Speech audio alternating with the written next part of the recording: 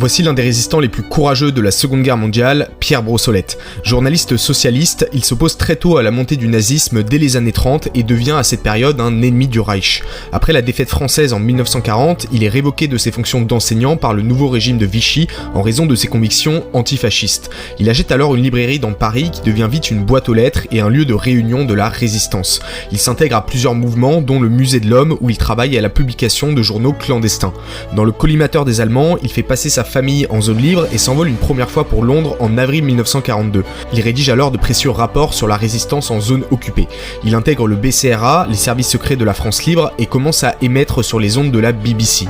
Il est arrêté en Bretagne lors d'un contrôle de routine. On découvre alors sa réelle identité et Brossolette est transféré au siège de la Gestapo, avenue Foch à Paris.